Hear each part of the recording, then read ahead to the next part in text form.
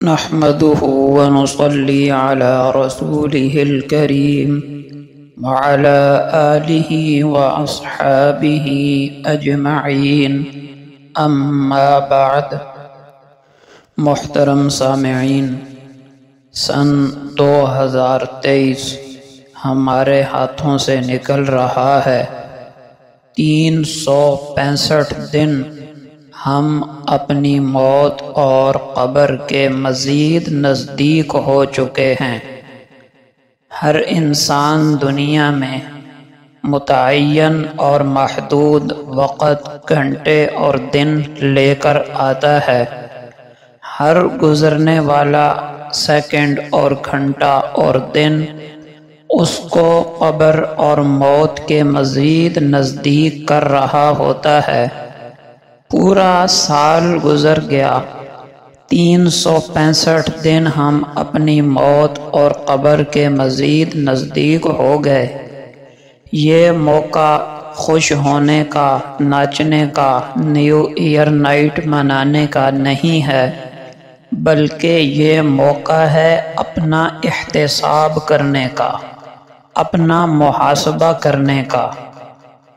ترمذی شریف کی حدیث ہے، حاسبوا انفسکم قبل ان تحاسبوا، کہ لوگو اپنا احتساب، اپنا محاسبہ خود کرو قبل اس کے کہ تمہارا حساب کیا جائے، یعنی آخرت میں، قیامت میں حساب کتاب سے پہلے دنیا ہی میں اپنا حساب کر لو کہ کیا کھویا کیا پایا۔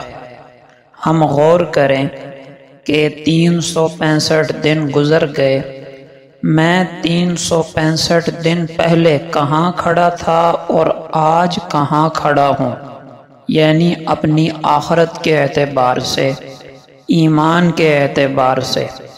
365 دن پہلے میں جن گناہوں میں مبتلا تھا، آیا آج ان گناہوں میں کوئی کمی ہوئی یا خدا نخواستہ پہلے سے بھی گناہ زیادہ ہو گئے؟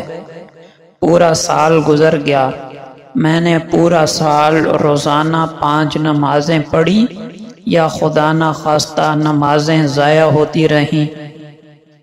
اللہ کے کلام کی روزانہ پابندی سے تلاوت کی یا خدا نخواستہ ناغے ہوتے رہے؟ یہ ہے کام کرنے کا۔ ہمارے اسلاف صحابہ کرام، وہ تو روزانہ کے اعتبار سے اپنا محاسبہ کرتے تھے، اور ہم سالانہ محاسبہ بھی نہ کریں، کتنی حماقت ہوگی۔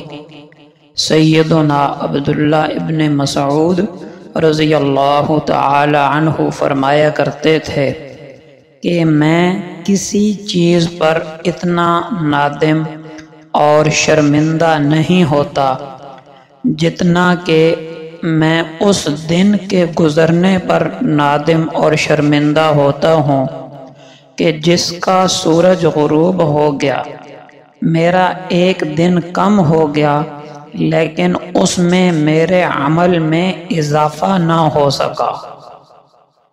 تو ہم روزانہ نہیں، ہفتہ وار نہ صحیح، ماہانہ نہ صحیح، تو سالانہ محاسبہ تو اپنا کریں نا، کہ وقت کس تیزی سے میرے ہاتھ سے نکل گیا اور میں نے اس سے کیا کمایا۔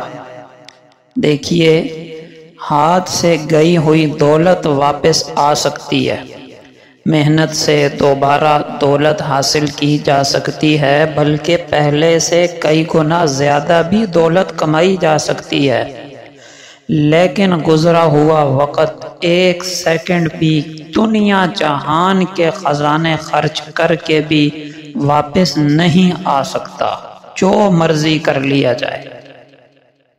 سیدنا عبداللہ ابن عمر رضی اللہ عنہما ایک سفر میں تشریف لے جا رہے تھے۔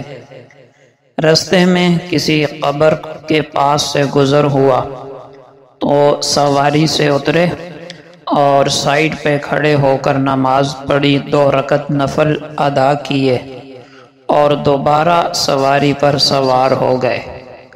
ساتھیوں میں سے کسی نے پوچھا کہ اس عمل کی کیا وجہ ہے، تو بڑا پیارا اور عبرت انگیز جملہ ارشاد فرمایا دیکھو یہ لوگ جو قبروں کے اندر ہیں یہ حسرت کر رہے ہیں، ان کی سب سے بڑی حسرت یہ ہے کہ کاش ہمیں اتنا موقع مل جائے، اتنا وقت مل جائے دنیا کا جس میں ہم مختصر سی 2 رکعتیں پڑھ لیں تاکہ ہماری نیکیوں میں 2 رکعت نفل کا اضافہ ہو سکے، لیکن اب انہیں یہ موقع کسی حال میں نہیں مل سکتا۔ تو میں نے سوچا ان کے پاس تو موقع نہیں، مجھے تو اللہ پاک نے موقع دیا ہے، میں کیوں اس موقع کو ضائع کروں؟ تو میں نے کہا زندگی کا کچھ پتہ نہیں، آگے جاؤں زندگی رہے یا نہ رہے، اس موقع کا فائدہ اٹھا لو اور 2 رکعت نماز پڑھ لو۔ تو میرے محترم دوستو، ہم بھی جب قبر میں جائیں گے تو ہمیں احساس ہوگا کہ 2 رکعت جس میں 3 منٹ لگتے ہیں یہ کتنا قیمتی وقت تھا، اور آج اللہ بچائے یہ وقت گھنٹوں نہیں دنوں کے اعتبار سے ہم فضول کاموں کے اندر ضائع کرتے رہتے ہیں۔ تو نیا سال شروع ہونے کو ہے، یہ موقع کیک کاٹنے کا، موم بتیاں جلانے کا، ناچنے گانے کا، نیو ایئر نائٹ منانے کا نہیں ہے، اپنا احتساب کرنے کا موقع ہے، لہٰذا یہ چند کام ضرور کریں۔ نمبر 1، گزشتہ سال میری کتنی نمازیں ضائع ہوئیں، اور رمضان کے روزے میں نے پورے رکھے یا نہیں رکھے، کتنے دن تلاوت ہوئی اور کتنے دن ناغہ ہوا، اس کا احتساب کریں اور اس کمی کی تلافی کرنے کی کوشش کریں۔ روزے رہتے ہیں ان کی قضا کریں، نمازیں چھوڑی ہیں ان کی قضا کریں۔